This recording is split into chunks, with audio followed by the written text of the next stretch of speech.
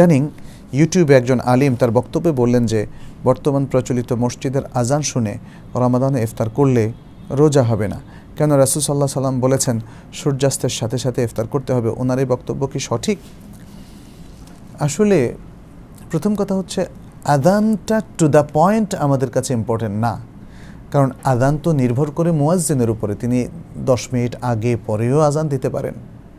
ইদানিং কোনো টিভিতে আমরা লক্ষ্য করলাম যে যেমন এখন 6টা হয়তো 42-এ 43-এ আজকে গতকালকের ইফতার, কিন্তু দেখলাম যে 6:35-এ কোনো টিভিতে আজান দিয়ে ফেলেছে, মানুষ বিভ্রান্ত হচ্ছে। তো টিভির আজানটা তো শরিয়ার মানদণ্ড নয়।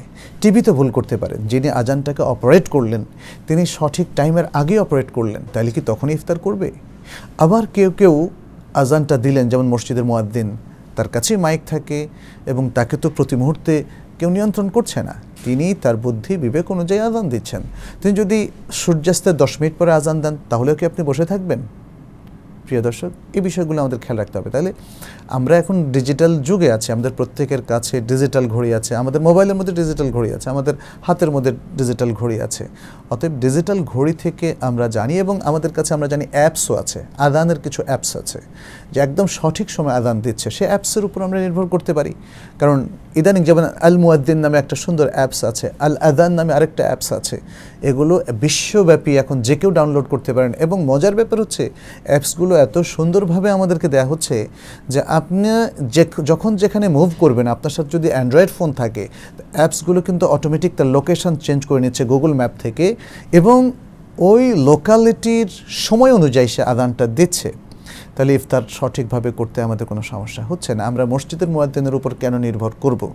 তারপরেও যদি কোনো ব্যক্তি এমন থাকেন তার কাছে অ্যান্ড্রয়েড ফোন নেই, ডিজিটাল ঘড়ি নেই, মসজিদের মুয়াজ্জিনের আযানের উপর নির্ভর করা ছাড়া তার আর কোনো গত্যন্তর নেই, তাহলে সেক্ষেত্রে তিনি যদি সূর্যাস্তের বুঝেন না, আজকে যেমন মেঘলা রাত, আজকে আমাদের এই ঢাকা শহরেও কিন্তু মেঘলা, আমরা কিন্তু সূর্যাস্ত দেখতে পারবো না, তাহলে টাইমের উপরে অথবা আজানের উপরে আমাদেরকে নির্ভর করতে হবে। এখন টাইম জানার কোনো সোর্স নাই, আজান আমার একমাত্র সোর্স।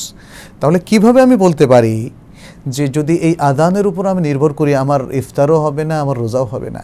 এটা খুবই গর্হিত কাজ হয়ে যায়। আমাদের যে সমস্ত ভাই বেরাদার শরিয়ার বিষয় বক্তব্য রাখেন, আমরা ভ্রাতৃত্ব সুলভ নসিহত তাদেরকে করব যে ভাই এটা আমানা, আপনাকে ডিটেলস ভেঙে বলতে হবে, জেনারেলাইজ করবেন না। ছোট্ট একটা পয়েন্টে, একটা নির্দিষ্ট বিষয়ে আপনি একটা বক্তব্য দিলেন, সেটাকে সব ক্ষেত্রে জেনারেলাইজ করে ফেললে মানুষ তো ভুল ব্যাখ্যাটা নেবে। এজন্য বুঝতে হবে যে আযানের উপরেও কোনো ক্ষেত্রে নির্ভর করতে হয়, এবং সে নির্ভর করাটা শরিয়াতে ভ্যালিড, এবং তাতে সিয়ামেরও অসুবিধা হবে না, ইফতারেরও অসুবিধা হবে না, কারণ আমি সেখানে অসহায়, আমার আযান ছাড়ার কোনো সোর্স নেই। অতএব এই বিষয়টাকে সেভাবে নিতে হবে। আর ভাই হয়তো আমাদের প্রথমটাই বোঝাতে চাচ্ছেন যে আলেমের কথা আপনি বলেছেন, আপনি নাম উল্লেখ করেনি, আমি ঠিক জানি না তিনি কে, আমি আপনার ইন্ডিকেশন দ্বারা বুঝতেও পারিনি, তাকে চিহ্নিতও করতে পারিনি, কিন্তু তিনি হয়তো বোঝাতে চাচ্ছেন যে টাইমটা ইম্পর্টেন্ট, সূর্যাস্তটা ইম্পর্টেন্ট ইফতারের জন্য, আজানটা নয়। এবং তার সাথে আমি একমত, এই পয়েন্টে একমত। কিন্তু আজানের উপর নির্ভর করে সিয়াম ভঙ্গ করলে তার সিয়াম বাতিল হয়ে যাবে, এই পয়েন্টে আমি তার সাথে একমত নই।